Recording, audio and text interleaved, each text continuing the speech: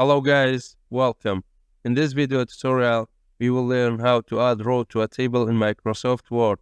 Let us begin. And first step, click where you want to add a row. I will click here and then right click, go to insert. Here we have insert rows above, insert rows below. Insert rows above, it means add a row above the row that you click it. Insert rows below, it means insert a row below the row that you click it. I will go for above. As you can see here, the row is added. Let us try add rows below. Go to insert rows below. The row is added. Here we have one more way, an easy way. Go to the border of the table. As you can see here, it gives us this plus sign. Click on this plus sign and the row is added.